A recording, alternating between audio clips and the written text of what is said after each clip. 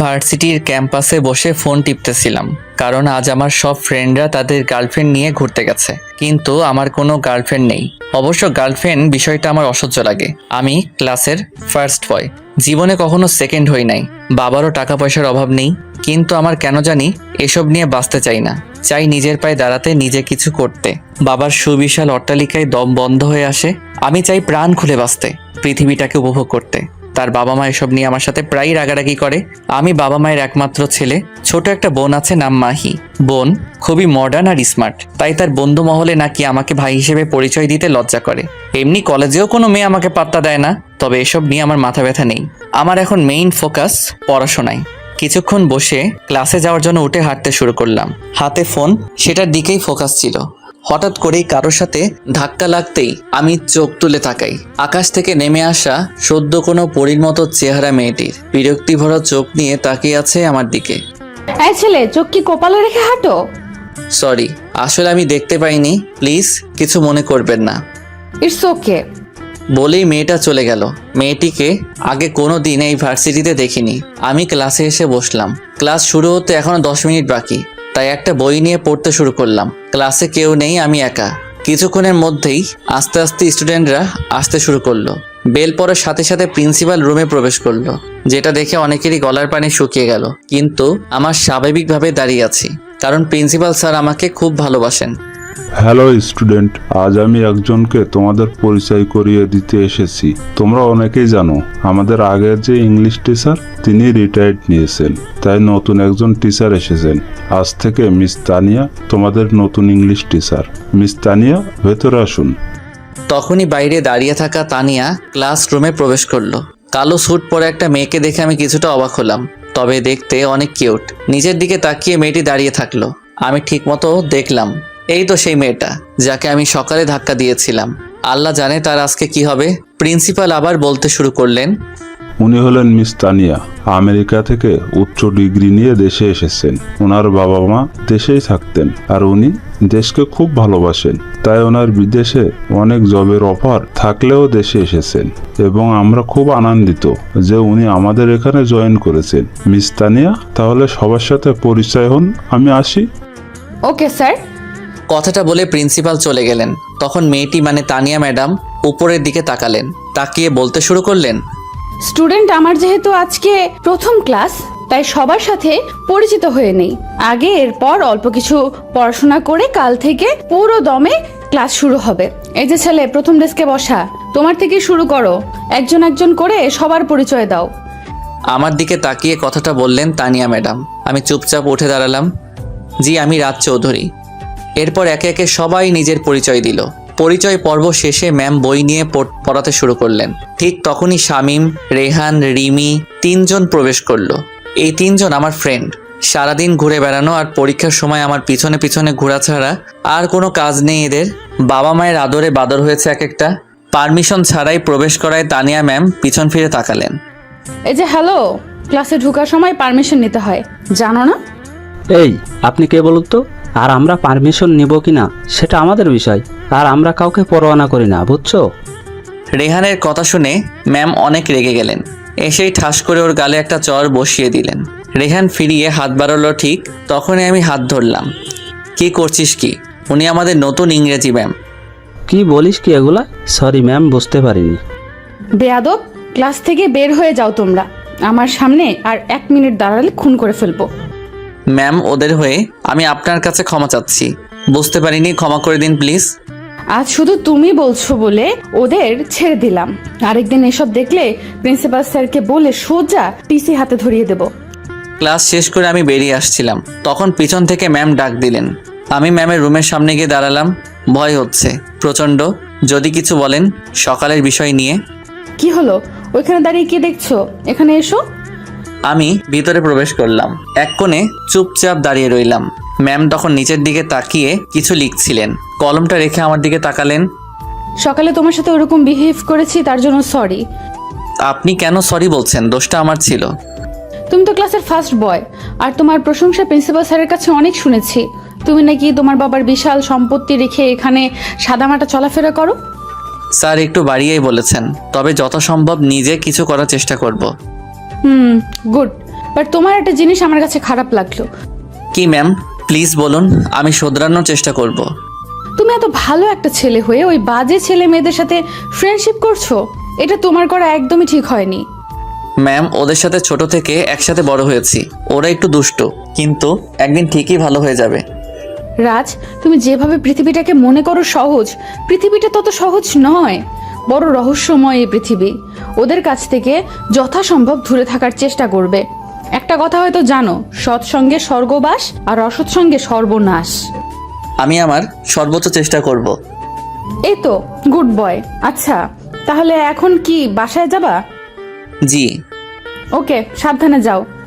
আমি ম্যামের রুম থেকে বেরিয়ে আসলাম, মুখে মৃদু হাসি নিয়ে। এই হাসির কারণ অজানা। আমার এরকম অদ্ভুত হাসি দেখে রেহান, শামীম, রিমা এগিয়ে আসলো। কি তাহলে আমাদের দেবদাসের জীবনেও প্রেম এসে গেছে, তাও প্রথম দিনেই? আরে কি বলিস তোরা? এসব আজে বাজে প্রেমে পড়ার চেয়ে কার্টুন দেখে হাসতে হাসতে খাট থেকে পড়ে যাওয়া ভালো। তবে যাই বলিস, মেয়েটা কিন্তু দেখতে সেই, কি নরম হাত। ওর হাতে থাপ্পড় খেয়ে নিজেকে ভাগ্যবান মনে হচ্ছে। কথাটা শুনে আমার রাগ হতে লাগলো। ছি রেহান, তুই এত খারাপ? উনি আমাদের শিক্ষক, আর শিক্ষককে নিয়ে এসব বাজে মন্তব্য করতে তোর একটু মুখে বাঁধলো না? এটা কিন্তু রাজ একদম ঠিক বলেছে। রেহান, ইদানিং একটু বেশি উচ্ছৃঙ্খল হয়ে যাচ্ছিস। আচ্ছা সরি বাবা, আমি তো শুধু কথা বলেছি। ওদিকে রাজ্যে ম্যামকে নিয়ে কল্পনার রাজ্য সাজাচ্ছে আর একা একা হাসছে তার বেলায়। রাজ শিওর ম্যামের প্রেমে পড়েছে। না হলে আমরা গণিতের টাকলা স্যারকে নিয়ে কত বাজে মন্তব্য করি, তখন তো কিছু বলে না। তাহলে এই ম্যাডামকে নিয়ে কথা বলতেই কেন রেগে গেল? প্রেম হলো একটা পরীক্ষা, যেখানে পাশের হারের চেয়ে বাঁশের হার অনেক বেশি। আর তোমরা যেহেতু বাঁশ খেতে খেতে অভ্যস্ত, তাই বাঁশ খাও, আমি গেলাম। কথাটা বলেই আমি বাড়ির দিকে রওনা দিলাম, আর সবাই ব্যস্ত হয়ে গেল আড্ডায়। ওদিকে তানিয়াও সব কাজ শেষ করে বাসায় ফিরল। এখানে তানিয়াদের একটা বাসা আছে। তানিয়া আর ওর এক বান্ধবী থাকে। ওই বান্ধবী নার্সিং কলেজে পড়ে, আর তানিয়ার বাবা মাও দেশে নেই, তাই তানিয়া ওর বান্ধবীর সাথে শেয়ার করে থাকে। আমি বাড়ি ফিরে ড্রয়িং রুমে দেখলাম ছোট বোন মাহি হাঁটুর সমান একটা জামা পরে বসে আছে, ফোনে কারোর সাথে চ্যাট করছে। আমি ঘরে ঢুকে সোফায় বসলাম। মাহি, তুই আজকে কলেজে যাস নাই? আর এসব কি পরে বসে আছিস? কতটা নোংরা আর বাজে দেখাচ্ছে। আমি তোর মতো খ্যাত না প্রতিদিন কাঁধে ব্যাগ ঝুলিয়ে কলেজে যাব। আমার আরো অনেক কাজ আছে। তোর আবার এত কি কাজ? সারাদিন ফোন টিপস আর কার সাথে জানি চ্যাটিং করস। তাতে তোর কি? তুই কে এসবের হিসেব চাওয়ার? জীবনে অনেক এনজয় করার বিষয় আছে। সারাদিন শুধু বইয়ের ভেতর মুখ ডুবিয়ে রাখার নাম জীবন নয়। জীবন মানে প্রাণ খুলে বাঁচা। প্রাণ খুলে বাঁচার নাম এটা নয় যে ছোট ছোট জামা পরে মানুষকে নিজের শরীর দেখিয়ে বেড়াবে। একদিন এসবের জন্য তোকে অনেক আফসোস করতে হবে। তোকে কি আমি আমার মোটিভেশনাল স্পিকার হিসেবে রেখেছি? তুই তোর কাজ কর। আমি চৌধুরী বাড়ির একমাত্র মেয়ে, আমাকে কেন আফসোস করতে হবে? আমি তাচ্ছিল্যের হাসি হেসে নিজের রুমে চলে আসি। মনের মধ্যে অজানা এক আতঙ্ক কাজ করে সব সময়। ওরকম অবাধে চলাফেরা করা মেয়েগুলোই যখন জীবনের আসল মানে খুঁজে পায়, তখন তাদের কন্ট্রোলে কিছুই থাকে না। তখন শুধু আফসোস করতে হয়। ফ্রেশ হয়ে লাঞ্চ করে একটা গল্পের বই নিয়ে বেলকনিতে বসে আছি। চোখের সামনে শুধু তানিয়া ম্যামের ছবি ভাসছিল। কিন্তু কেন এমনটা হচ্ছে? বইটা রেখে ঘুরতে বের হয়ে রাস্তা দিয়ে আনমনে হেঁটে যাচ্ছিলাম। তখন হঠাৎ করে কেউ ডাক দিল। আমি আগে পিছে তাকিয়ে দেখলাম কেউ নেই। আবার ডাক দিল। উপরে তাকিয়ে তো আমি অবাক। তানিয়া ম্যাম দাঁড়িয়ে আছেন বেলকনিতে। আমি ইশারায় জিজ্ঞেস করলাম, কোনো দরকার? তখন ম্যাম আমাকে উপরে আসতে বললেন। আমি ম্যামের দরজার সামনে গিয়ে বেল বাজাতেই দরজা খুলে দিলেন। কোনো দরকার ম্যাম? না, কোনো দরকার নেই। তুমি হেঁটে যাচ্ছিলে তাই ভাবলাম ডেকে কথা বলি। পরিচিত হও, এই আমার ফ্রেন্ড মিম।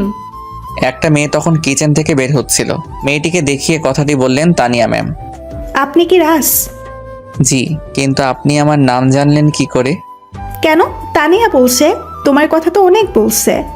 আমি তানিয়া ম্যামের দিকে তাকালাম। তিনি হয়তো কিছুটা লজ্জা পেয়েছেন। লজ্জা মাখা মুখটা দেখতে অসম্ভব সুন্দর লাগছিল। আমি এক দৃষ্টিতে তাকিয়েছিলাম। যখনই খেয়াল হলো তাড়াতাড়ি মুখটা ফিরিয়ে নিলাম। হয়তো ম্যাম সেটা টের পেয়েছিলেন। আচ্ছা রাজ, তুমি বসো, আমি চা নিয়ে আসি। কথাটা বলে তানিয়া ম্যাম আর মিম কিচেনের দিকে চলে গেল। আমি চারিদিকে তাকিয়ে বাড়িটা দেখছিলাম। অনেক সুন্দর করে সাজিয়েছেন ম্যাম। ওদিকে কিচেনে গিয়ে তানিয়া চা বানাতে শুরু করে। যাই বলিস তানিয়া, ছেলেটা কিন্তু দেখতে পুরাই আগুন। শুধু দেখতে না, গুণেও আগুন। ছেলেটার নাম্বারটা এনে দে না প্লিজ। মিমের কথায় তানিয়া রাগান্বিত হয়ে পেছনে ঘুরে তাকালো। কি বললি আবার বল? বলছি ছেলেটার নাম্বারটা এনে দিলে প্রেম করতাম। আমি নিজেই নাম্বার আনতে পারছি না আর তোর জন্য আনবো, আর তুই ওর দিকে তাকাবি না। কেন তাকাবো না? অত সব বুঝি না, তুই ওকে মন থেকে মুছে ফেল। এটা কোনো কথা হলো? প্রেমের আগেই স্যাকা দিয়ে দিলি? তানিয়া মুচকি হেসে চায়ের কাপ নিয়ে ড্রয়িং রুমে আসলো। আমি তখন নিচের দিকে তাকিয়ে চুপচাপ বসেছিলাম। এরপর আমরা অনেকক্ষণ গল্প করে, ম্যাম আপনার আব্বু আম্মু কোথায়? বাবা আমার দেশের বাইরে থাকেন। আজ তাহলে আসি ম্যাডাম। ঠিক আছে। আচ্ছা, একটা কথা, জি বলুন ম্যাম। তোমার নাম্বারটা দেওয়া যাবে? মানে কোনো দরকার হলে কল করব। আমি নাম্বারটা দিয়ে বাড়িতে চলে আসি। ওদিকে তানিয়া নাম্বারটা সেভ করে মিমকে দেখায়। মিম মন খারাপ করে বসে থাকে। জানো, রাগ করো কেন? ওর থেকে অনেক ভালো ছেলে আমি তোমাকে এনে দেব। করছু দিবা, দেখবি তোর ছেলে মেয়ে সব টিকটকারের মতো হবে, বানরের মতো নখ থাকবে, তোরে খামসে মেরে ফেলবে। শকুনের দোয়ায় কোনোদিন গরু মরতে দেখেছিলি? বলেই হাসতে হাসতে রুমে চলে যায় তানিয়া। আমি বাড়িতে এসে পড়তে বসি, কিন্তু আজ কেন জানি কিছুতেই মন বসছিল না, তাই শুয়ে পড়লাম। হালকা একটা ঘুম দিয়ে আবার পড়তে বসলাম। কিছু সময় পড়ালেখা করে ডিনার করে শুয়ে পড়ি। ঘুম আসছিল না, তাই আমি কিছু সময় রুমে পায়চারি করলাম। একটু পর এসে আবার শুয়ে পড়লাম। হঠাৎ করে ফোনে রিং বাজতে শুরু করলো।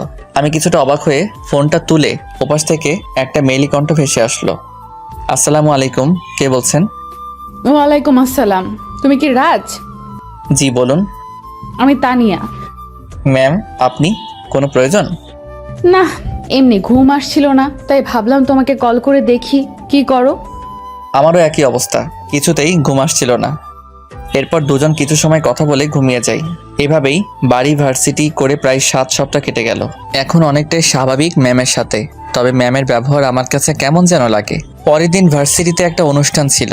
প্রাইভেট ভার্সিটি হওয়ায় ক্যাম্পাস তেমন একটা বড় না, তাই একটা বিশাল পার্টি সেন্টারে আয়োজন করা হয়। আমি এসবে যাই না, তবে এবার ম্যাম আমাকে থাকতে বলেছেন, তাই ভাবছি যাব। পরের দিন সকালবেলা আমি রেডি হচ্ছিলাম, সাদা একটা পাঞ্জাবি পরে চুলগুলো ঠিক করে বেরিয়ে পড়লাম। পার্টি সেন্টারে আসতেই মনটা খারাপ হয়ে গেল। আমি চারদিকে ছেলেমেয়েরা মডার্ন ড্রেস পরে লাফালাফি করছে, কেউ বয়ফ্রেন্ডের হাত ধরে ঘুরছে। সব মিলিয়ে জায়গাটা যে একটা শিক্ষা প্রতিষ্ঠানের অনুষ্ঠানের জন্য সেটা বোঝা যাচ্ছিল না। একটু পর অনুষ্ঠান শুরু হলো। আমার পাশের চেয়ারটা খালি ছিল। হঠাৎ করে একটা নীল শাড়ি পরা মেয়ে বসে পড়লো। সেখানে আমার পুরো মনোযোগ স্টেজের দিকে, তাই খেয়াল করিনি। যখন খেয়াল করলাম তখন তো আমি অবাক। তানিয়া ম্যাডাম শাড়ি পরেছেন, অসম্ভব সুন্দর লাগছিল ওনাকে। কি হলো রাজ, এভাবে তাকিয়ে আছো কেন? আমাকে কি বেশি বাজে লাগছে? ছি ছি, এসব কি বলছেন? আপনাকে অনেক সুন্দর লাগছে। ধন্যবাদ, তোমাকে অনেক কিউট লাগছে। অনুষ্ঠান শেষ হতেই স্টুডেন্টরা বিশৃঙ্খলা শুরু করলো। আমি আর তানিয়া ম্যাম একপাশে দাঁড়িয়েছিলাম। ছেলে মেয়েরা ড্রিঙ্ক করা আরম্ভ করলো। আমি আর এক মুহূর্ত সেখানে দাঁড়ালাম না। পার্টি সেন্টারটা অনেক বড় ছিল, তাই দ্বিতীয় তলায় গেলাম, সেখানে একই অবস্থা। আমি আনমনে হাঁটছিলাম। হঠাৎ করেই আমার নজর পড়ে একটা রুমে। রুমের ভেতরে তাকাতেই চোখ বয়ে 2 ফোঁটা অশ্রু গড়িয়ে পড়ল। ভিতরের কেউ নয়, আমার একমাত্র ছোট বোন মাহি একটা ছেলের সাথে অন্তরঙ্গ সম্পর্কে লিপ্ত আছে। আমি আর থাকতে পারলাম না, সোজা নিজের বাসায় চলে আসলাম। পিছন থেকে ম্যাম অনেকবার ডাকলেও না শুনেই হাঁটছিলাম। আমার এমন ব্যবহারে তানিয়া কিছুটা অবাক হলো। বাড়িতে এসেই আমি আব্বু আম্মুকে চিৎকার করে ডাকতে থাকলাম। আমার চিৎকার শুনে বাবা মা নিচে নামে। কি হয়েছে রাজ, এরকম চিৎকার করছো কেন? আমি কতবার নিষেধ করেছিলাম মাহিকে এভাবে অবাধ ঘোরাফেরা থেকে বাধা দাও, না তোমরা আমার কথা শুনলে না। আজ যদি ওকে বাধা দিতে এরকম দিন দেখতে হতো না। কি হয়েছে বাবা, বল আমাদেরকে। আমি সব ঘটনা খুলে বললাম। আম্মু সোজা মাটিতে বসে পড়ল। পুরো বাড়ি নিস্তব্ধ। কিছুক্ষণ পর মাহি বাড়িতে প্রবেশ করলো। কোথায় গিয়েছিলি? কোথায় যাব, কলেজে গিয়েছিলাম। আমি নিজের রাগকে কন্ট্রোল করতে পারলাম না, গিয়ে কয়েকটা থাপ্পড় বসিয়ে দিলাম মাহির গালে। বাবা নিশ্চয় হয়ে দাঁড়িয়ে দেখছিলেন, কারণ কখনো আমাকে এতটা ভয়ঙ্কর দেখায়নি। আব্বু আম্মু তোমরা দাঁড়িয়ে কি দেখছো? রাজ আমার গায়ে হাত তুললো কেন? বেশ করেছে, যে কাজটা এতদিন আমরা করতে পারিনি আজ সেই কাজটা ও করেছে। এতদিন ঠিক মতো তোকে শাসন করলে আজ তুই এত নিচে নামতে পারতি না। আমি টেনে নিয়ে রুমের দরজা আটকে রাখি মাহিকে। কখনো চিন্তা করিনি আমার একমাত্র ছোট বোনটার গায়ে হাত তুলবো, কিন্তু সময় এমনই, কখন কাকে কিভাবে কোথায় এনে ফেলে তা বোঝা বড়ই রহস্যময়। আমি কিছু ভাবতে পারছি না। রুমে গিয়ে শুয়ে রইলাম। তখনই ম্যামের ফোন আসলো। রাজ, তোমার কি হয়েছে? কিছু না ম্যাম। কিছু তো একটা হয়েছে। আমি পেছন থেকে কত করে ডাকলাম, তুমি একটাবার ফিরেও তাকালে না। আমার ফ্যামিলির কিছু প্রবলেম, কালকে ভার্সিটিতে এসে বলবো। ওকে আচ্ছা তাহলে রাখি ম্যাম। ঠিক আছে, গুড বাই। আমি মাহি রুমে গেলাম। মাহি উল্টো হয়ে শুয়ে আছে। আমি গিয়ে মাথায় হাত বুলাতে শুরু করলাম। মাহি কান্না করছে শুধু, আর কোনো কথা বলছে না। মাহি বোন আমার, বর্তমান সময়টা বড় কঠিন, লড়াই করে বাঁচতে হবে। তোকে আমি আগেই বলেছি যে আধুনিকতার অহংকারে মাটিতে পা পড়ছে না, সে আধুনিকতা একদিন মাটির সাথে মিশিয়ে দিবে। ভাইয়া আমরা দুজন দুজনকে খুব ভালোবাসি। প্রমাণ করতে পারবি? যদি পারিস, কথা দিলাম আমি তোকে ওই ছেলের সাথে বিয়ে দিব। কিভাবে করব? তুই এখনই ওই ছেলেকে কল কর আর বল তুই ওকে বিয়ে করতে চাস। আব্বু আম্মু তোর জন্য ছেলে দেখছে। মাহি আমার কথা মতো কাজ করে ছেলেটিকে কল করে বলে যে সে তাকে বিয়ে করতে চায়, কিন্তু ছেলেটি নানা অজুহাত দেখিয়ে বিয়ে করতে চায় না। মাহির আজকে জড়িয়ে ধরে কান্নায় ভেঙে পড়ে। ভাইয়া তুই আমাকে ক্ষমা করে দিস, তোকে আমি অনেক কষ্ট দিয়েছি, আমার কারণে তোকে অনেক কথা শুনতে হয়েছে। তুই বুঝতে পেরেছিস? এটাই অনেক। তোর প্রতি আমার কোনো অভিযোগ নেই। আমি মাহিকে শুইয়ে দিয়ে বাসার বাইরে চলে আসি। এসে শামীম রেহানকে কল দেই। ছেলেদের ফ্রেন্ডশিপে এই একটা জিনিস অসাধারণ। কোনো ফ্রেন্ড বিপদে পড়ে আসতে বললে একটা মেয়ে ফ্রেন্ড যেখানে 10 মিনিট টাইম নেয়, সেখানে একটা ছেলে 1 মিনিটও টাইম নেয় না। আমি সেখানে দাঁড়িয়ে থাকতে থাকতে শামীম আর রেহান চলে এলো। কি রে দোস্ত, তুই তো এই সন্ধ্যার সময় বাড়ি থেকে বেরোস না, আজকে এত আর্জেন্ট কল? দোস্ত, আমার সাথে একটা মার্ডার করতে পারবি? কি বলিস এসব? আর কাকে মার্ডার করবি? আমি শামীম আর রেহানকে পুরো ঘটনা খুলে বলে খান্নায় ভেঙে পড়ি। দোষ, ওই ছেলের পৃথিবীতে বেঁচে থাকার কোনো অধিকারই নেই। চল, আর কেউ থাকুক আর না থাকুক, আমি তোর সাথে আছি। ছেলেটিকে তো আমরা যা করার করলাম, কিন্তু মাইকে কে বিয়ে করবে? রাজ, তোদের কোনো আপত্তি না থাকলে আমি বিয়ে করব মাহিকে। আমার হয়তো বাবা মা নেই, ভালো চাকরিও নেই, তবে টিউশন পড়িয়ে যা পাবো তা দিয়ে দুজন মানুষ ডাল ভাত খেয়ে বাঁচতে পারবো। আঙ্কেল আন্টি কি রাজি হবে? সত্যি তোরা আমার রিয়েল ফ্রেন্ড। আমি আজকে আব্বু আমার সাথে কথা বলবো। আমি শামীম আর রেহানকে ছেলেটার ছবি দেই। ওদের যত পরিচিত আছে সবার কাছে পিকটা পাঠিয়ে দিই। আমি ফিরে আসছিলাম তখন ম্যামের বাসার সামনে আসি। কল দিবে কিনা ভেবে পাচ্ছে না। শেষে কল না করে বাসায় চলে যাই। কলিং বেল বাজাতেই ম্যাম এসে দরজা খুলে দেয়। রাজ ভেতরে আসো। আমি ভিতরে গিয়ে বসি। তখন ম্যামের বান্ধবী মিম বাড়িতে ছিল না, তাই আমার অস্বস্তি হতে শুরু করলো। ম্যাম 2 কাপ চা নিয়ে এসে বসলেন। রাজ তোমার কি এমন হলো যে এত রেগে বেরিয়ে গেলে? আমি তো টেনশনে পড়ে গিয়েছিলাম। আমি সব ঘটনা খুলে বলি ম্যামের কাছে। ম্যাম অবাক হন পুরো ঘটনা শুনে। এত কিছু ঘটে গেছে এই একদিনের মধ্যে, সত্যি জীবনটা অনেক রহস্যময়। আচ্ছা, আজ তাহলে আসি ম্যাম, কালকে ভার্সিটিতে দেখা হবে। কাল তো আমি ভার্সিটিতে যেতে পারবো না। কেন ম্যাম, কোনো সমস্যা? আরে না, কাল আমার আব্বু দেশে আসছেন, তাদের আনতে যেতে হবে। তবে কাল বিকালে তুমি একবার আসবে, আমার আব্বু আমার সাথে পরিচয় করিয়ে দেব। Okay ma'am. আমি বেরিয়ে আসি। তখন মিম উপরে উঠছিল। আমাকে দেখে মুচকি হেসে উপরে চলে যায়। আমি কিছু বুঝতে না পেরে চলে আসি। বাসায় আসার পর দেখি তার বাবা মার মুখ কালো। সবাই এই বিষয়টা নিয়ে চিন্তিত। আমি গিয়ে শামীমের কথা বলি। বাবা মা কোনো আপত্তি করেনি। পরের দিন তাকে আসতে বলে। আমি কল করে শামীম আর রেহানকে জানিয়ে দিই। মাহি রুমের সামনে যাই। চেয়ারে হেলান দিয়ে বসা ছিল। মুখটা মলিন হয়ে গেছে। সারা মুখে কান্নার ছাপ স্পষ্ট।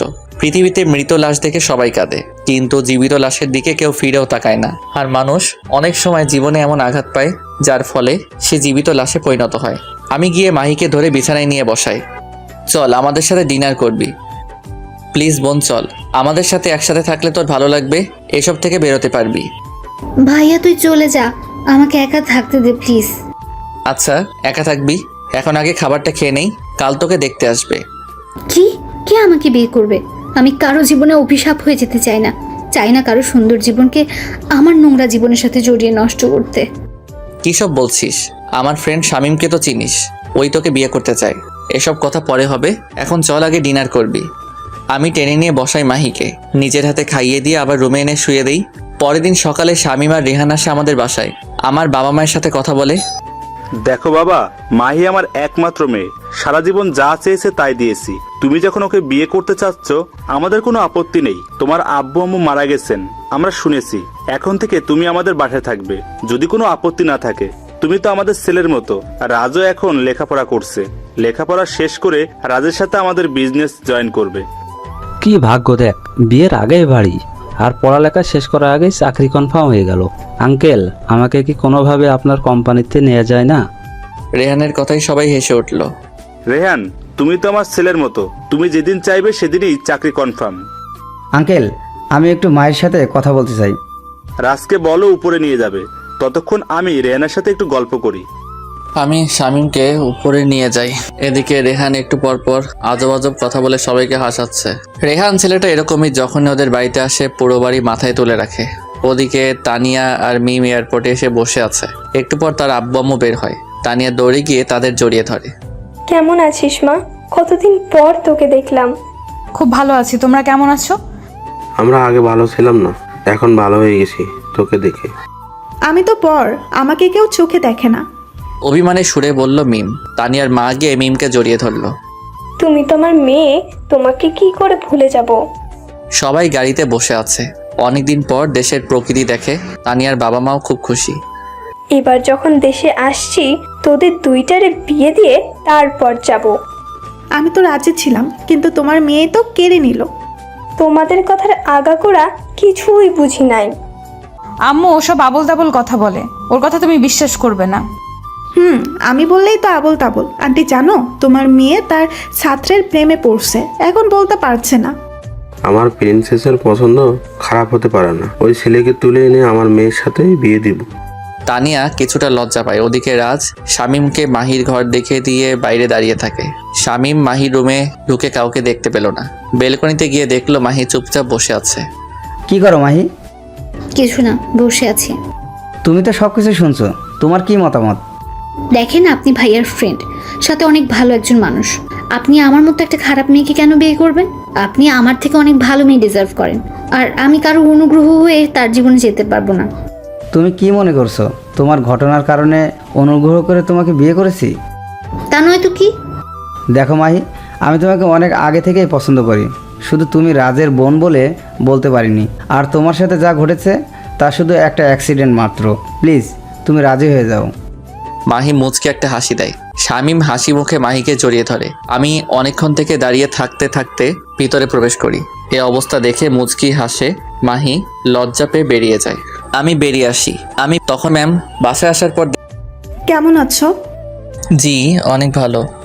ভেতরে আসো, তোমার ম্যাম উপরে আছে। আমি ভিতরে যাই।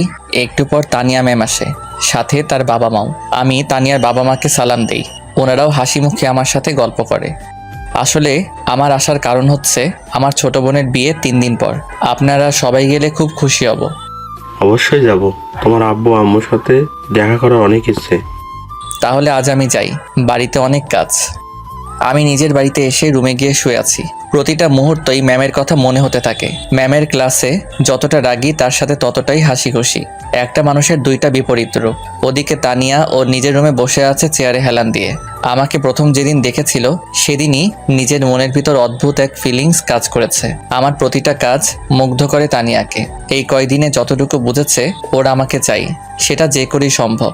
তানিয়া অনুষ্ঠানে একসাথে তোলা ছবিগুলো নিয়ে এক দৃষ্টিতে তাকিয়েছিল। কখন যে তার আব্বু আম্মু এসেছে খেয়াল নেই। তাদের দেখতেই ফোনটা লুকিয়ে ফেলে।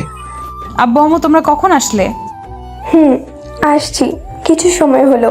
ছেলেটাকে কি সত্যি তোর পছন্দ? তোর পছন্দ হলে আমাদের জানাতে পারিস, আমরা ছেলেটার বাড়ির লোকের সাথে কথা বলবো। সারা জীবন তুই যা চেয়েছিস আমরা সেটাই তোকে এনে দিয়েছি। তোর যাকে পছন্দ তার সাথেই আমরা তোর বিয়ে দিব। আশা করি এতে তোর বাবারও কোনো আপত্তি থাকবে না।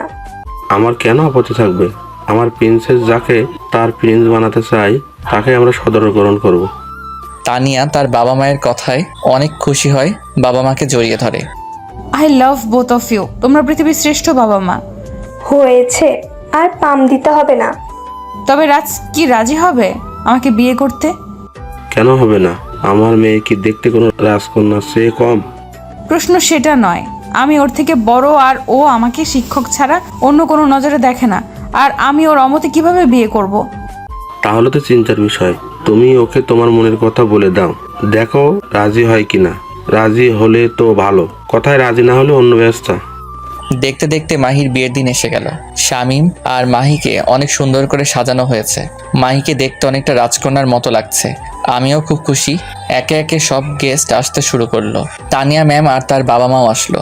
তানিয়া মনে মনে চিন্তা করলো আজই আমাকে তার মনের কথা বলবে, কিন্তু কিভাবে সে সুযোগ খুঁজতে লাগলো। সবাই ব্যস্ত। আমি একটা চেয়ারে বসা ছিলাম। তখন রেহানের বোন মাইশা আর কিছু মেয়ে এসে পাশে বসলো। আমি ওদের সাথে গল্প করছিলাম। বেশ হেসে হেসে দূর থেকে এটা দেখছিল তানিয়া কাছে যাবে, কিন্তু কাছে গেলে কি বলবে সে আর থাকতে পারলো না। কাছে যেতে দেখলো একটা মেয়ে আমার গা ঘেঁষে বসে হাত ধরে কথা বলছিল। তানিয়া মনে মনে ভাবলো হয়তো মেয়েটির সাথে আমার কোনো সম্পর্ক আছে, কিন্তু আমি তো কখনো এই ব্যাপারে কিছু বলিনি। তানিয়া কোনো কথা না বলে চুপচাপ নিজের বাসায় চলে আসলো। বাসায় এসে দরজা বন্ধ করে কান্না করতে লাগলো। কেন করলে এরকম রাজ? সারা জীবন কোনো ছেলের দিকেই তাকায়নি, শুধু একজনকে ভালোবাসবো বলে। সেই একজন হয়তো তুমি ছিলে। এটা ভেবে মনের গভীরে কত ভালোবাসার খেলাঘর তৈরি করেছিলাম। আজকে এক নিমিষে সেগুলো ভেঙে দিলে। কেন এমন করলে? কেন কেন? এখন তো আমার বেঁচে থাকার আর মরে যাওয়ার সমান। ভালোবেসে যারা জীবন দিয়ে চলে গেছে তারাই ভালো করেছে, তা না হলে প্রতিদিনই নতুন করে মনের মরণ হইতো। ওদিকে আমি তানিয়া ম্যামের বাবা মাকে নিজের বাবা মায়ের সাথে পরিচয় করিয়ে দেই। আমার বাবার সাথে ওনারা গল্প করছিলেন। আমি প্রথমে ম্যামকে দেখেছিলাম, এরপর কোথায় গেলেন আর খুঁজে পেলাম না, তাই ওনার ফ্রেন্ড মিমকে দেখে কাছে পেলাম। মিম আপু, ম্যাম কোথায়? ম্যামকে দেখছি না। কেন, এখানেই তো ছিল, কল করে দেখো। আমি বারবার ফোনে ট্রাই করছি, কিন্তু কল কেটে দিচ্ছেন। কোনো কাজে আটকে গেছেন ভেবে আমি আবার ব্যস্ত হয়ে পড়ি। ওদিকে আমার বাবার সাথে গল্প করতে করতে আমার আর তানিয়ার বিষয়টি বলেন। আমার বাবা রাজি থাকলেও মা কিছুটা অমত পোষণ করেন, মেয়ে বয়সে বড় বলে। দেখুন ভাই, আপনার মেয়ে লেখাপড়া করছে, এখন চাকরি করছে, খুব ভালো কথা। এখন ওদের একটা সম্মতির বিষয় আছে, যদি ওরা রাজি থাকে আমাদের কোনো সমস্যা নেই। আলহামদুলিল্লাহ, আমার মেয়ে রাজি, সমস্যা নেই। এখন রাজ বাবা রাজি থাকলে সমস্যার সমাধান। তবে এইসব বিষয় নিয়ে আমরা পরে একদিন কথা বলবো। তানিয়া রুমে শুয়ে কান্না করে যাচ্ছে।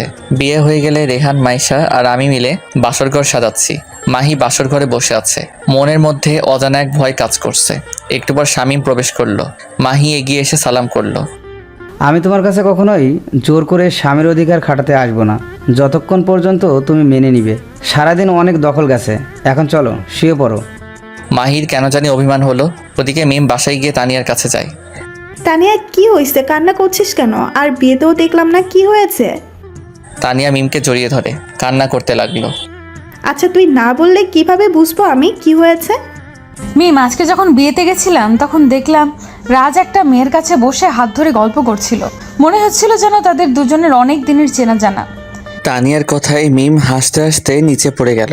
এটা দেখে তানিয়া আরও রেগে যায়। দোস্ত, তুই পারিসও বটে। একটা ছেলে একটা মেয়ের হাত ধরে কথা বললে কি তারা গার্লফ্রেন্ড বয়ফ্রেন্ড হয়ে যায়? হয়তো ওটা ওর কাজিনও হতে পারে। কাজিন হলে গা ঘেঁষে হাত ধরে কথা বলতে হবে? ওকে যখনই দেখেছি অন্য কারোর হাত ধরেছে, তখন আমার মাথা ঠিক রাখতে পারি নাই। সামনে থাকলে ওরে খুন কইরা আমিও মরে যেতাম, তাই চলে আসছি। আচ্ছা, তুই কি পাগল? ছেলেটা জানেও না যে তুই ওকে ভালোবাসিস। তো ওর জন্য মেয়ের সাথে কথা বলাটা স্বাভাবিক নয়? পারলে ওরে গিয়ে বল, আর এখানে দেবদাস না হয়ে বসে থেকে ফোনটা অন কর। আমরা কত কল করলাম, কলটাও ধরলি না। আঙ্কেল আন্টি কত টেনশন করছিল। আচ্ছা, সত্যি কি ওই মেয়েটা ওর কাজিন? আচ্ছা ধর, যদি ওই মেয়েটা ওর জেফ হয় তাহলে তুই কি করবি? প্লিজ এমন বলিস না দোস্ত, আমার কান্না পাচ্ছে। তুই এক কাজ কর, দোকান থেকে রশ্মি কিনে রাখ। যদি অ্যাকসেপ্ট না করে তাহলে আত্মহত্যা করে মরতে পারবি। সত্যি? তোকে আমি বলছি পজিটিভ চিন্তা করতে, তুই উল্টো আমাকে ভয় দেখাচ্ছিস। কোথায় ভয় দেখালাম? সমাধান দিলাম। পরদিন সকালে ঘুম ভাঙতেই মাহি দেখলো সে শামীমকে শক্ত করে জড়িয়ে ধরে আছে। কিছুটা লজ্জা পেল ঘুমন্ত মুখটা দেখে।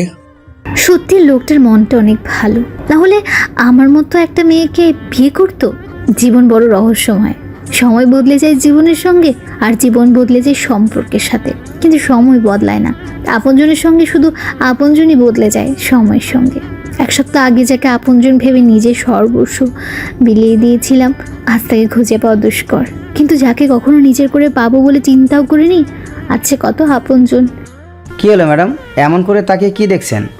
হঠাৎ করে শামীম চোখ খুলে কথাটা বলে। মাহি লজ্জা পেয়ে কিছু না বলে ছেড়ে উঠে আসতে চাইলে শামীম পেছন থেকে টান দিয়ে নিজের উপরে ফেলে।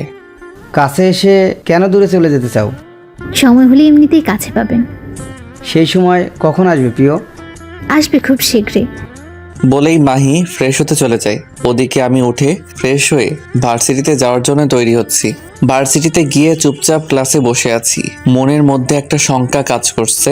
ম্যামের ফোন কাল থেকে। ক্লাসের সময় হয়ে গেল, ম্যাম ক্লাসে প্রবেশ করলেন। ক্লাস পুরো ক্লাস নিলেন, একবারও তার দিকে তাকালেন না। বিষয়টা কেমন যেন লাগলো আমার। কেন এমন করছেন ম্যাম? তাহলে কি সে কোনো বেয়াদবি করেছে? আজ ক্লাস শেষে একবার দেখা করতে হবে। আমি বাকি সব ক্লাস করে কিন্তু কিছুতেই মনোযোগ দিতে পারছিলাম না। বারবার ম্যামের অদ্ভুত ব্যবহারের জন্য খারাপ লাগছিল। কোনো মতে ক্লাস শেষ করে ম্যামের রুমের সামনে গেল, কিন্তু রুমে তালা ঝুলছে। তার মানে চলে গেছেন। বাসায় একবার যাব, যদি মাইন্ড করেন।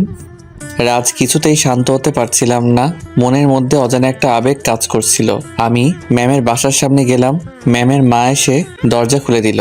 তানিয়াকে ম্যামকে তার মা আমার কথা বললে রুমে যেতে বলে। আমি ম্যামের রুমের সামনে গেলাম। ম্যাম, আসতে পারি? আসো। আমি রুমে ঢুকলাম। অনেক সুন্দর পুরো রুমটা। লম্বা বেলকনিতে একটা দোলনা ঝোলানো, বিছানার পাশে সুবিশাল বুক সেল। তবে ম্যামের চোখের দিকে তাকাতেই আমার সব ভাবনা সেদিকে চলে গেল। অদ্ভুত লাল বর্ণ ধারণ করেছিল চোখ জোড়া। তুমি কি জন্য যেন এসেছিলে? আসলে ম্যাম, আমি যদি নিজের অজান্তেই কোনো ভুল করে থাকি তার জন্য সরি। কাল মাহির বিয়ে থেকেও না জানিয়ে চলে এলেন। আজ ক্লাসেও আমার দিকে একবারও তাকালেন না। সব মিলিয়ে আপনার ব্যবহারটা অদ্ভুত লাগছিল। যদি আমি নিজের অজান্তেই কোনো ভুল করে থাকি ক্ষমা করবেন। আপনার এমন ব্যবহারে আমার নিজেকে অপরাধী মনে হচ্ছে। কালকে দেখলাম তুমি একটা মেয়ের সাথে অনেক হেসে হেসে হাত ধরে কথা বলছিলে। মেয়েটা কে? কোন মেয়ের কথা বলছেন বুঝলাম না। কালকে তোমার বোনের বিয়েতে যে কয়েকটা মেয়ের সাথে গল্প করেছিলে, তার মধ্যে একটা মেয়ে তোমার পাশে বসা ছিল, তার হাত ধরে গল্প করছিলে। মেয়েটাকে? ও, আপনি মাইশার কথা বলছেন? ও আমার ফ্রেন্ড রেহান আছে না, ওর বোন। খুব ভালো মেয়ে। তা কত ভালো মেয়ে? ভালো বলতে যেরকম হয় সেই রকম। ওর সাথে কি তোমার কোনো রিলেশনশিপ আছে? সি এসব কি বলেন? ও আমার ছোট বোনের মতো। মাহির সাথে একসাথে পড়ালেখা করে। ওর সাথে আমার কেন রিলেশনশিপ হতে যাবে? হলেও ওই মেয়েটাকে খুন করতাম। বিড়বিড় করে কথাটা বলল তানিয়া। ম্যাম, কিছু বললেন? বলতে তো চাই অনেক কিছু, কিন্তু সাহস পাচ্ছি না। কি বলবেন বলেন। তোমার কাছে লুকিয়ে লাভ নাই। আমি একটা ছেলেকে পছন্দ করি। ছেলেটা আমার থেকে ছোট, কিছুতেই তাকে বলতে পারছি না। আসলে সেই পছন্দটাকে ভালোবাসা নাকি শুধু ভালো লাগে এটাই বুঝতে পারছি না। ভালোবাসা কি তপ্ত মরুর বালুর শিখা? ভালোবাসা কি নদীর স্রোতের ভাসমান কোনো নৌকা? ভালোবাসা কি ভেসে আসা কোনো সুখের ভেলা? ভালোবাসা কি দুঃখের মাঝে হাসি মিশ্রিত কান্না? ভালোবাসা কি কোনো এক অজানা ঠিকানা? ভালোবাসা কি? ভালোবাসা কাকে বলে এটাই খুঁজে পাচ্ছি না। আমি অন্যের কথা জানি না, তবে আমার কাছে মনে হয় ভালোবাসা মানে আবেগের পাগলামি। ভালোবাসা মানে কিছুটা দুষ্টামি। ভালোবাসা মানে শুধু কল্পনাতে ডুবে থাকা। ভালোবাসা মানে অন্যের মাঝে নিজের ছায়া দেখা। ভালোবাসা মানে শুধু আকর্ষণ নয়, ভালোবাসা মানে সম্মান, শ্রদ্ধা ও বিশ্বাস, যেটা সকলের মাঝে থাকে না। আর যেই ভালোবাসায় সেগুলো বিদ্যমান, সেই ভালোবাসাই সত্যিকারের ভালোবাসা। বাহ বাহ, মনে হচ্ছে এই বিষয়ে অনেক অভিজ্ঞ। আপনি এসব বলে লজ্জায় ফেলবেন না। আমার কাছে যেমন মনে হয় তেমনই বললাম। জানতে চাও না আমার সেই ভালোবাসার মানুষটিকে? জানতে তো চাই, যদি আপনার কোনো অসুবিধা না থাকে। তানিয়া আমার দিকে এগোতে থাকে। আমি পিছিয়ে যাচ্ছি। চোখের মধ্যে হারিয়ে যেতে ইচ্ছা করছে অজানার রাজ্যতে। আমি পিছ দিয়ে যেতে যেতে বিছানায় উল্টে পড়ে গেলাম। তানিয়া আমার উপরে উঠে গেল। কি করছেন ম্যাম? কুত্তা বিলাই এত কিছু বুঝো স্যার, এটা বুঝোস না যে আমি তোকে কেন এত কেয়ার করি? কেন সব ছেলে মেয়েকে ফেলে শুধু তোর সাথে ঘুরি? তোর সাথে কেন এত কথা বলি? I love you Raj, I love you so much. আপনি কি পাগল হয়ে গেলেন? কী সব আবোল তাবোল বলছেন? তানিয়া আমার মুখের উপর আঙুল স্লাইড করে বলে, নট ম্যাম, অনলি তানিয়া। আমি তোমাকে অনেক ভালোবাসি রাজ, প্লিজ অ্যাকসেপ্ট মি। দেখুন, আমি আপনার জন্য পারফেক্ট নই। আপনি আমার থেকে অনেক ভালো ছেলে ডিজার্ভ করেন। কি হবে জীবনে এত পারফেক্ট মানুষ খুঁজে যদি সেখানে ভালোবাসাই না থাকে? আমি তোমার ভালোবাসায় সিক্ত হতে চাই। প্লিজ আমাকে ফিরিয়ে দিও না। তোমায় আমি ভালোবাসি, তুমি কেন বোঝো না? একবার বলো না তোমায় আমি ভালোবাসি, তাহলে স্বর্গের সুখেও আমি এনে দিতে রাজি আছি। কিন্তু আমি আমার ফ্যামিলির বাইরে কোনো রিলেশনশিপে যেতে রাজি নই। এসব রিলেশনশিপের ফল আমার বোনকে ভোগ করতে হয়েছে, তাই আমি জেনে শুনে সেই ভুল করতে চাই না। আমি তো তোমায় অন্যায়ভাবে পেতে চাই না, আমি চাই ভালোবেসে কাছে পেতে। তোমার ফ্যামিলির সাথে কথা হয়েছে, তুমি রাজি থাকলেই হলো। প্লিজ রাজ, আমাকে ফিরিয়ে দিও না। তুমি আমাকে ইগনোর করলে আমি মরে যাব। কী সব আজে বাজে বকছেন? আচ্ছা, আমাকে 2 দিন ভাবতে দিন, এরপর আমি জানাবো। 2 দিন কেন, 2 বছর গেলেও আমি তোমার জন্য অপেক্ষা করতে রাজি, তবে উত্তরটা হ্যাঁ হওয়া চাই। সেটা দেখা যাবে। এখন উঠুন ম্যাম, আমি ব্যথা পাচ্ছি। উঠবো না, এইভাবেই শুয়ে থাকবো সারা জীবন। প্লিজ, ব্যথা পাচ্ছি তো। তাহলে আমি যেভাবে বলছি সেভাবেই বলো। তানিয়া, তুমি আমার উপর থেকে উঠো, ব্যথা পাচ্ছি। অসম্ভব, আপনি আমার শিক্ষক, আপনাকে কিভাবে এসব বলবো? শালা বানর, উগান্ডার হাতি, অস্ট্রেলিয়ান জিরাফ, টিকটিকির ডিম। শিক্ষক শুধু ভার্সিটিতে, এখানে নয়। যতক্ষণ না পর্যন্ত উঠবো না এইভাবেই শুয়ে থাকবো। আমি বুঝতে পারলাম তাকে বলতেই হবে, তাই চোখ বন্ধ করে বললাম, তানিয়া তুমি আমার উপর থেকে উঠো, ব্যথা পাচ্ছি। কথাটা বলতেই গালে কারো গরম নিঃশ্বাস অনুভব করলাম। আমার নিঃশ্বাস ভারী হতে লাগলো, হার্টবিট ক্রমশ বাড়তে শুরু করলো। কথা বলতে যাব তার আগে তানিয়া আমার ঠোঁটজোড়া দখল করে নিল। আমি ছাড়ানোর ব্যর্থ চেষ্টা করে শেষ মুহূর্তে এসে নিজেও রেসপন্স করি। প্রায় 6 মিনিট পর তানিয়া ছেড়ে দিয়ে হাঁপাতে থাকে। কি করছিলে এসব? একটু হলেই তো দম বন্ধ হয়ে মারা যেতাম। তোমার মুখে প্রথম আমার নামটা শুনে মনে আলাদা এক প্রশান্তি অনুভব করছিলাম, তাই তোমাকে একটু মিষ্টি মুখ করালাম। এইটুকুতেই ঘায়েল হলে চলবে? আরো কত কিছু করার বাকি আছে। বললাম তো 2 দিন পর জানাবো। এর আগে এসব করলে ডিরেক্ট না করে দিব। কথাটা শোনা মাত্র তানিয়া আমার উপর থেকে উঠে যায়। এতক্ষণ পর হাঁপ ছেড়ে বাঁচলাম। উঠে চলে আসি নিজের বাসায়। রুমে এসে মুচকি হাসছি। চোখের সামনে ম্যামের সেই পাগলামোগুলো ভাসছিল। তাহলে কি সত্যি ম্যাম আমাকে ভালোবাসেন, নাকি এটা ক্ষণিকের মোহ মাত্র? কিন্তু তার চোখের গভীরতা বলল এটা সত্য। আমি এখন কি করব?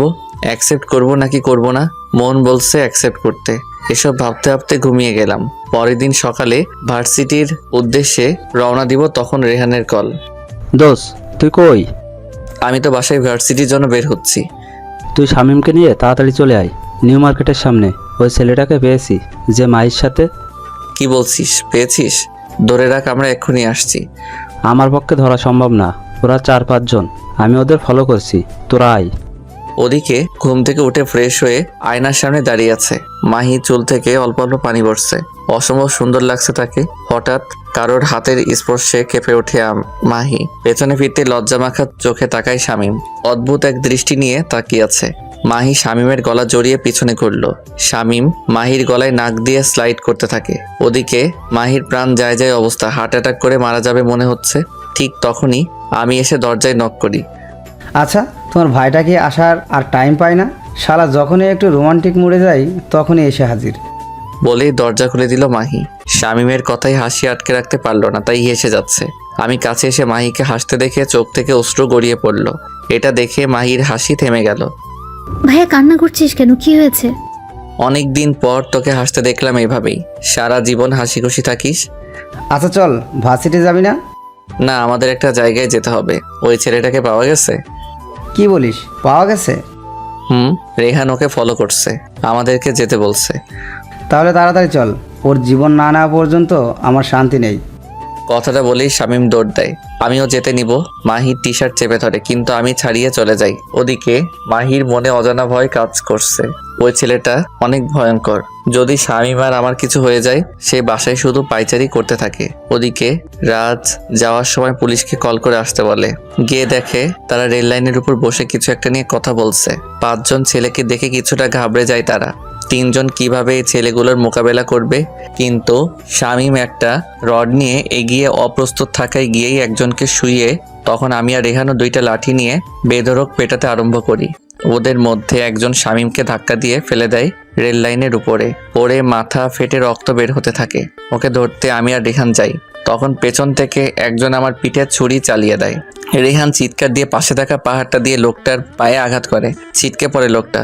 তখনই পুলিশ চলে আসে। আমার রক্ত পড়ার কারণে জ্ঞান হারিয়েছি। শামীম আর রেহান হসপিটালে নিয়ে যায়। ওদিকে খবর পেয়ে আমার বাবা মা আর মাহিও চলে আসে। সবাই কান্না করছে। আমার ফোন, মানিব্যাগ সবকিছু শামীমের কাছে দেয় নার্স। ওদিকে ভার্সিটিতে এসে আমাকে না পেয়ে অবাক হন তানিয়া। কি হলো, ছেলেটার ক্লাস শেষ করে কল করেন? আমার ফোন আসতেই ধরে শামীম। তানিয়া ম্যাডাম কল করেছেন। এই তুমি আজকে ভার্সিটিতে আসলে না কেন? আমি কত ওয়েট করেছি জানো? কি হয়েছে? ম্যাম, আমি রাজ নয়, আমি শামীম। রাজ হসপিটালে। কেন, কি হয়েছে ওর? সকালে সব ঘটনা খুলে বলে শামীম। তাসনিয়ার হাত থেকে ফোনটা পড়ে যায়। তাড়াতাড়ি করে হসপিটালে চলে যায়। যেহেতু মাহির বিয়েতে আমাদের ব্যাপারে কিছু কথা হয়েছিল, তাই কারোরা চিনতে সমস্যা হলো না। আমাকে অপারেশন থিয়েটারে নিয়ে যাওয়া হয়েছে। বাইরে দাঁড়িয়ে আছে সবাই। সবার চোখ থেকে অশ্রু গড়িয়ে পড়ছে। হঠাৎ করে ডাক্তার বের হয়ে আসলেন। রোগীর অতিরিক্ত রক্তক্ষরণ হয়েছে, তাই এই মুহূর্তে বি নেগেটিভ রক্ত লাগবে। এখানে তো কারোর বি নেগেটিভ রক্ত নেই মনে হয়। আমার আছে আঙ্কেল, আমি রক্ত দিব। আসুন আমাদের সাথে। তানিয়া ডাক্তারের সাথে যায়, রক্ত দিচ্ছে আর পাশের বেডে শুয়ে থাকা নিস্তব্ধ নিথর প্রিয় মানুষটার দেহ দেখছে। বুকটা ফেটে যাচ্ছে তার। রক্ত দিয়ে এসে বাইরে বসে বসে কান্না করে যাচ্ছে। তানিয়া এটা দেখে মাহির কাছে আসে। প্লিজ এতটা ভেঙে পড়বেন না, ভাইয়া ঠিক হয়ে যাবে। তানিয়া মাহিকে জড়িয়ে ধরে কান্না করতে থাকে। তানিয়ার বাড়ি থেকেও আব্বু আম্মু আর মিম আসছিল। অনেক চেষ্টা করছে বাসায় নিয়ে যাওয়ার জন্য, কিন্তু যায়নি। রেহান আর শামীম সবাইকে জোর করে বাসায় পাঠিয়ে দেয়। এখানে শুধু আমার বাবা থাকেন। আমার বাবা তানিয়ার কাছে আসেন। এতটা ভালোবাসো আমার ছেলেকে? তানিয়া কান্না করে আমার বাবাকে জড়িয়ে ধরে। রাত প্রায় 10টা, এখনো কেউ এক ফোঁটা পানিও মুখে তোলেনি। হঠাৎ ডাক্তার এসে বলেন আমার জ্ঞান ফিরেছে। সবার মুখে কিছুটা স্বস্তির ভাব আসে। প্রথমে আমার বাবা ভিতরে যান, একটু পর শামীম আর রেহান যায়। কেমন আছিস রাজ? ভালো। মামা, তুই এটা কোনো কাজ করলি বল? আমি আবার কি করলাম? কি বলে? এমন একটা ভাব করছে যেন কিছুই জানে না। আরে বেটা, আমাদেরকে না জানিয়ে যে ইংরেজি ম্যামের সাথে লাইন মারতেছ। আরে না, কিসব বলছিস? আর বাটপারি করবি না। সুস্থ হওয়ার সাথে সাথে টিট দিতে হবে। ম্যাম কাল থেকে এসে এখানে কান্নাকাটি করছে, তোকে রক্ত দিয়ে বাঁচালো। কালকে থেকে কিচ্ছু খাচ্ছে না। এর মানে কি আমরা কি বুঝি না? রেহানার শামীম বেরিয়ে আসলে তানিয়া প্রবেশ করে। আমি তাকিয়ে থাকতে পারলাম না। তানিয়ার দিকে চোখ মুখ শুকিয়ে গেছে। মায়াবী মুখটা মলিন হয়ে গেছে দেখে বোঝা যাচ্ছে অনেক কান্না করছে। কেমন আছো? খুব ভালো। আসলে খুব ক্ষুধা লাগছে, কিছু খাবার কি পাওয়া যাবে? তুমি একটু ওয়েট করো, আমি এক্ষুনি নিয়ে আসছি। আমি মুচকে আসলাম। তাহলে কি সত্যি ম্যাম আমাকে ভালোবাসে? যদি সত্যি ভালোবেসে থাকে তাহলে আমি আর কষ্ট দিব না, নিজেও সারা দিব তার ভালোবাসায়। প্রায় 5 মিনিট পর ম্যাম খাবার নিয়ে রুমে প্রবেশ করলেন। আমার ক্ষুধা লাগেনি, এরপরেও বললাম, কারণ খাবারটা ওনাকে খাওয়াবো বলে। ম্যাম আমার মুখের সামনে খাবার এনে বলল, হা করো রাজ। আমি চুপচাপ খেয়ে নিলাম। অনেক যত্ন করে খাইয়ে দিচ্ছেন ম্যাম। বাকিটা আপনি খেয়ে নিন ম্যাম। না, আমি খেয়েছি, তুমি খেয়ে নাও। আমি জানি কতটা খেয়েছেন, এখন চুপচাপ খেয়ে নিন। আমি পরে খাবো, এখন তুমি খেয়ে নাও। তানিয়া, আমি দিচ্ছি, তুমি খাবে না? তানিয়া কথাটা শুনে অদ্ভুত দৃষ্টিতে কতক্ষণ চেয়ে রইল, চোখ থেকে অশ্রু গড়িয়ে পড়লো নিজের অজান্তেই। খাবার রেখে আমাকে জড়িয়ে ধরে কান্না করে দিল। তোমার মুখ থেকে এরকম কথা শোনার জন্য আমি কত অপেক্ষা করেছি তুমি চিন্তাও করতে পারবে না। আমি কতটা খুশি হয়েছি। হয়েছে তো, এখন খেয়ে নিন। তানিয়া খাবারটাকে আমার পাশে এসে বসলো, মুখে দুষ্টু হাসি। আমি অবাক হয়ে তাকিয়ে আছি। এভাবে তাকিয়ে কি দেখছো? কিছু না। আচ্ছা, আপনি সত্যি আমাকে ভালোবাসেন? আমার এমন প্রশ্নে মুখটা মলিন হয়ে গেল তানিয়ার। কত কিছু করেও আমাকে ছোট্ট কথাটি সে বোঝাতে পারেনি। তানিয়া আর থাকতে পারলো না, কান্না করে দিল। কি হলো, কান্না করছেন কেন? আমি কি করলে কিভাবে বুঝলা? তুমি বুঝবে, আমাকে বলো রাজ, আমি তোমাকে ভালোবাসি। বুঝলাম। কি বুঝলা? বুঝলাম যে আপনি আমাকে ভালোবাসেন। তাহলে আমার উত্তরটা? এখনো 2 দিন হতে 4 ঘন্টা বাকি। 4 ঘন্টা পরে জানাবো। তানিয়া রাগ করে চলে যেতে নিলে আমি হাত ধরে আটকে ধরলাম। ভালোবাসি। কাকে? আমার স্বপ্নের রাজকন্যাকে, যাকে প্রথম দেখার পর থেকে মনের মধ্যে ভালোবাসার ফুল ফুটতে শুরু করেছে তাকে। সেই রাজকন্যাটাকে? এখন আমি যার হাত ধরে শুয়ে আছি সে। তানিয়া মুচকি এসে পাশে বসলো। প্রায় 4 দিন পর আমাকে হসপিটাল থেকে ছাড়া হলো। এই কয়দিন তানিয়াও আমার সাথে ছিল। আমি এই কয়দিন তানিয়ার ভালোবাসা ভরা শাসনগুলো সহ্য করেছি। 2 বাড়ির লোকজন আমাদের বিয়ের দিন তারিখ ঠিক করেছে। 10 দিন পর আমাদের বিয়ে। এই কয়েকদিনে তানিয়া আর মাহির ভালো ফ্রেন্ডশিপ হয়ে গেছে। দেখতে দেখতে গায়ে হলুদের দিন চলে আসলো। রাত পোহালেই আমি তার হয়ে যাব।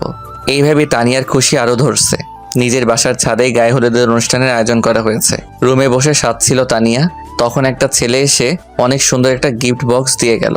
তানিয়া অবাক হয় এটা দেখে। খুলে দেখে অনেক সুন্দর একটা চেন, মাঝখানে ওর আর আমার নাম লেখা, নিচে একটা চিরকুট খুলতেই মুচকি হাসে আমার লেখা, তুমি কি জানো পাখি কেন ডাকে? তোমার ঘুম ভাঙাবে বলে। তুমি কি জানো ফুল কেন ফোটে? তুমি দেখবে বলে।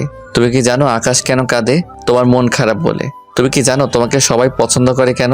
তুমি খুব ভালো বলে। তুমি কি জানো তুমি এত ভালো কেন? তুমি আমার ভালোবাসা বলে। প্রিয়, তোমার স্নিগ্ধ হাতের স্পর্শে সকালের সূর্যটা দেখতে চাই। এই কয়দিনে ভালোবাসা কাকে বলে তুমি বুঝিয়েছো। এখন প্রশ্ন একটাই, তুমি আমাকে কতটা ভালোবাসো? তানিয়া নিজের ফোনটা হাতে নিয়ে আমাকে মেসেজ করে। তুমি যেমন বলতে পারবে না আকাশে কতগুলো তারা আছে, সাগরে কত ফোঁটা পানি আছে, ঠিক তেমনি আমিও বলতে পারবো না তোমার জন্য আমার হৃদয়ে কতটুকু ভালোবাসা আছে। তাই এই প্রশ্নের কোনো উত্তর আমার কাছে নেই। দেখতে দেখতে আমাদের দুজনের বিয়ে হয়ে গেল। আমি বাসর ঘরে যাওয়ার জন্য হাঁসফাঁস করছি, কিন্তু তার বন্ধুরা কিছুতেই ছাড়ছে না। তোর জন্য আমি ঠিক মতো বাসর করতে পারি নাই, এখন তুমি বাসর করবা? অসম্ভব, তা হতে পারে না। আজ তোকে এখানেই থাকতে হবে। প্লিজ দোস্ত, আমাকে যদি জীবিত দেখতে চাস তাহলে যেতে দেয়, না হলে কাল সকালে আমার দাফন করার ব্যবস্থা কর। তোরা তো জানিস ম্যাম কত ভয়ঙ্কর। শালা এখনই নিজের বউকে ম্যাডাম ডাকছে। ঠিক তখন মাহি সেখানে আসে। মাহিকে দেখে ওই যে যার কাজে ব্যস্ত হয়ে পড়ে। আমিও এই সুযোগে বাসর ঘরের দরজা খুলে টুক করে ঢুকে পড়ি। এই তুমি ঘরে আসো, কাজ আছে। যাও মামা, তোমরা সবাই গিয়ে বাসর করো, আমি বসে ঘাস কাটি। স্বামী মুচকি হেসে চলে গেল। আমি রুমে ঢুকতেই তানিয়া এসে সালাম করলো। এই কি করছো ম্যাডাম? আসো, তোমার ম্যাডাম ডাকার স্বাদ মেটাচ্ছি। বলি আমাকে ধাক্কা দিয়ে ফেলে দেয় তানিয়া। কি যেন বলছিলে? কিছু না। না, কিছু একটা বলছো। সরি, প্লিজ আর কখনো বলবো না। আর বলতেও পারবে না। বলেই তানিয়া আমার ঠোঁট জোড়া দখল করে নিল। এরপর কি হলো তা জানতে হলে আপনারাও বিয়ে করে নিন। পূর্ণতা পেল আমাদের ভালোবাসা। এইভাবেই পূর্ণতা পাক পৃথিবীর সব সত্যিকারের ভালোবাসা। ভালোবাসা শব্দটা সবার জীবনে খুব গুরুত্বপূর্ণ। সত্যিকারের ভালোবাসার মানুষকে জীবনে খুঁজে নিতে পারলে জীবন হয় খুব সুন্দর আর শান্তিময়। তাই মিথ্যা ভালোবাসার পিছনে না ঘুরে সত্যিকারের ভালোবাসার পেছনে ঘুরো। তার জন্য হাসো যে তোমার জন্য কাঁদে, তার জন্য লড়াই করো যে তোমাকে রক্ষা করে, আর ভালোবাসো তাকেই যে তোমাকে তোমার থেকেও বেশি ভালোবাসে। সত্যিকার ভালোবাসায় হাজারবার ঝগড়া হলেও কেউ কাউকে একা ফেলে যাওয়ার কথা ভাবে না। গুড বাই, দেখা হবে পরবর্তী কোনো গল্পতে।